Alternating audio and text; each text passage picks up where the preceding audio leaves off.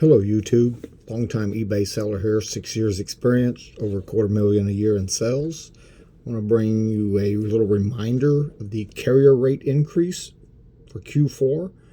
This happens every year at this time. They'll raise prices during the holiday shipping season, and then they will drop them a little bit after the season. It's kind of their way of sneaking in price increases. But anyway, so here's what we've got. You go to your eBay seller page, and you can find the rates and the rules. And like the USPS packages shipping to Zone 9, U.S. territories, military bases are going up. Packages over 21 pounds. Packages with dimensional weight of 21 pounds or more. And packages shipping to or from Alaska, Hawaii, and Puerto Rico are going up this year. So those are the ones affected by the USPS this year. Now, when it comes to FedEx, FedEx base packaging has not increased, but they do have additional handling surcharges for eBay labels. So you need to enter correct weights and dimensions when printing your label, or they'll calculate the surcharges for you. And they also have a per package demand surcharge, which is $1 to $3.15, will go into effect depending on service and date range. And oversized surcharges is going to go up big time, $39.50 to $100. So it's very important when you ship FedEx, you make sure that your dimensions, your measurements are spot on and your weight is correct. And usually if I'm shipping something FedEx, I will add a little bit I will overjudge. You know, I may round up a package from, say it's 4 pounds, 12 ounces, I may round it up to 4 pounds, 15 ounces, or even 5 pounds or something, just to make sure I'm safe. Yes, I'll pay a little more, but one surcharge for one, you make one mistake on your calculations and you try to fudge things, and I'm retired from FedEx, so I know how their system works.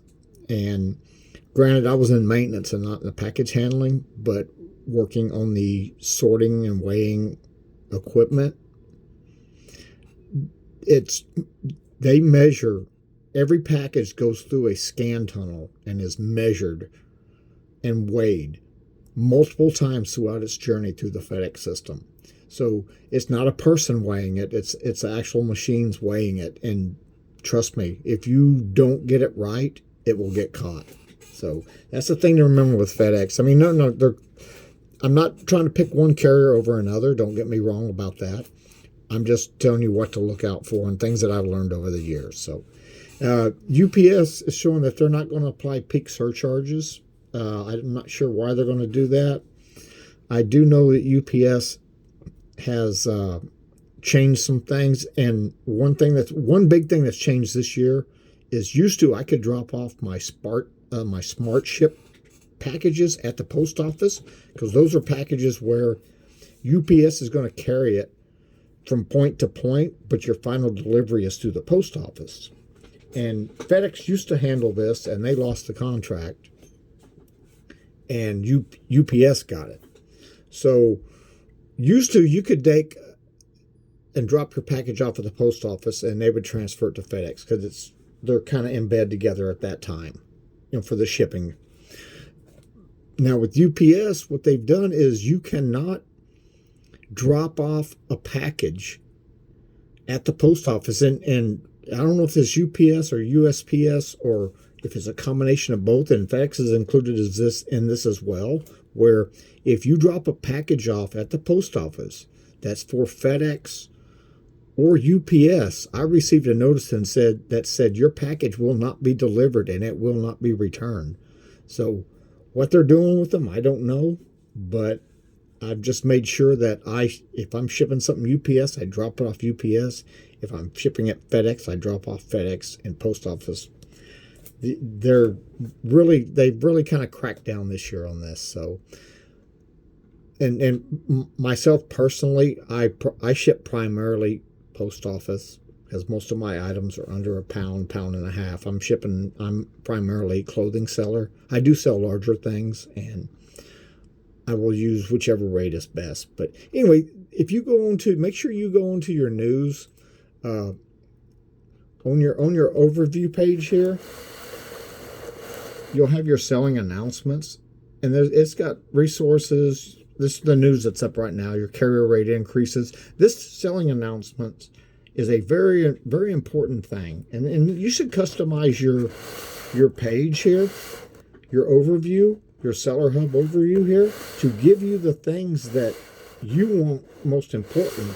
I have primarily right here, first thing I see is task. This is stuff that I need to do. This is stuff that I will take care of today, and I do this every single day. I take care of that. Then I have my sales, my chart sales. I always want to track my sales. I want to see what's going on. I want to see what's moving. And you can see here, I've been selling for a while, and I have decent sales. So the next thing is that I have orders up here, and you can customize this table. You can go here to right up here in this corner right here on this I'm on the overview page, the Seller Hub overview page right here. And if you come over to this side and it says customize, you can click on that customize, and you can drag and rearrange the different tables around there. Up at the top, you can check what you want to see, and then drag your screens around to customize your table for what you want to see. So what I have right up at the top, when mine opens up, I have the things that I think are most important to me, which is my task. This is part of how eBay grades you as a seller. I have my sales and then my orders. That's the first three things I want to see. And of course, I come on down, I've got listings in my seller region right here. You can see I'm top rated seller, which is very important. And when you get to be top rated seller, you definitely want to keep that. It can save you thousands of dollars a year by being a top rated seller. And so when you get it, you want to make sure your service metrics are in there and right and what you're supposed to be. And it gives you your defect rate, your late shipment rate, tracking uploaded, cases closed, and you can click on it, and it will bring you down to it will dial it down. Like I'm going to show you my transaction defect rate. I'm showing 3 out of 2,048. If I click this down button here, now it comes up, and this is the important part. As you can see, mine is 0.15%. To make my top rated, I need 0.50 or less. So I want to make sure it gives my top rated, above standard, and below standard percentages here. You want to make sure you're in this lower side here.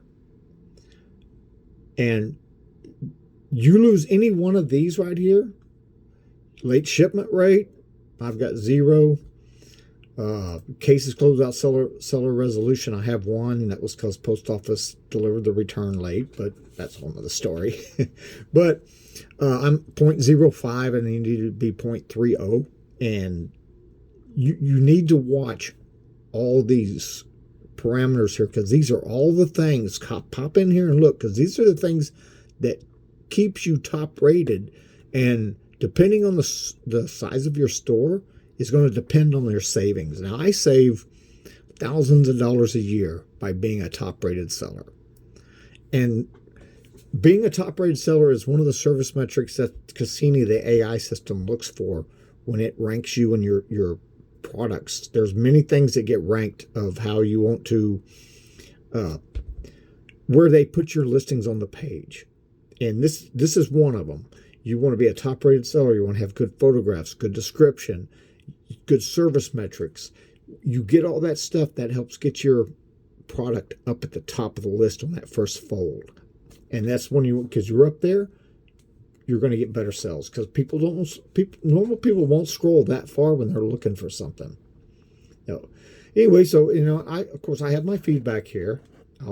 I keep an eye on my feedback. I have mine set up where I automatically, if you leave positive feedback, I leave positive feedback automatically. The system does it for me automatically. I personally never ever ask for feedback. I don't ask for feedback. I never ask anybody for it. I take it what it is. If I make a mistake and I messed up, hey, so be it. I worry about this. I like to have my feedback at 0, but it's an imperfect world and I'm an imperfect person. And mistakes are made sometimes. And when I make a mistake, I eat it. I accept my blame. So you'll never see me at 100%. And let me tell you something. If you see somebody at 100% and they're a large seller, they're manipulating the system one way or another. And one way is you can ask for revisions through the customer. There are many ways to do this. And giving a refund wipes those negs out. So some of your bigger sellers that have the volume and have the means to do so will just refund and cancel out the feedback. So I'm leery when I see somebody at 100%. I mean, it doesn't mean they're not a good seller. Don't get me wrong. But it means they're manipulating the system a little bit. And you will always see my feedback ranking from, usually I'm 99% point something. Very rarely have I ever dropped to 98, but it's because I eat what it is. I take it what it is. So, alrighty. Well, I just wanted to go over and bring up this overview page here and the shipping discounts that are coming up for Q4. I know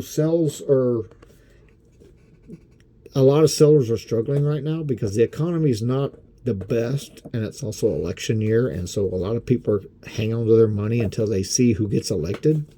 And this happens every election cycle. Like I say, I've been selling. This is my 3rd election cycle to go through. So it kind of clogs up Q4 for a little bit. And sometimes, like if the right person gets... No, I'm not going to say right person. Let me put it this way. If the person gets elected is the person that most of the public perceive as being best for the economy, they will open up their wallets for Christmas in Q4. And that's a trend I've noticed every election cycle. So, and sometimes it doesn't even matter who gets elected. It's just a matter of getting the election over so people can get out a sigh of relief and move on to their next stage in their life. So, okay, well, I hope this has been a little bit informative for you. I would like to make sure you stare at this page here. This is something you should do every morning. First thing is pop in your overview, customize this table for how you want it and how it suits you and for your needs, and stay on top of this. You want to handle your task. I make sure I handle my task every day. This is the first thing I do is I go to my task and I make sure I've responded to any returns, any cancellations, things like that. I want to see what my sales are. And then on my orders, I want to make sure that I've got everything that I need to do and make sure that I'm handling my business. eBay wants to see you handle your business. So, all right. Well, I hope this video has helped you some. I may not be, I know I'm not the best orator, but I've been selling for a while, and I'm not a top 10 seller on eBay because I don't have that volume. I do have volume. I do ship 25. Actually, my service metrics, I'm 28.6 items a day, 7 days a week, which makes me a decent size seller. So I've had some experience, and I've learned from some of the gurus out there, such as Chris Lynn on Daily Refinement and Tech and Sports, two of your top guys out there that really know what they're doing and know what's going on with the system and everything. So, all right. Well, anyway, I hope that you found this video informative, and I hope you can use it and learn some things from it. And just remember, if you're going to manage your business, stay on top of it. So, all right. Well, y'all have a good day. Have a great Q4, and good luck selling out there.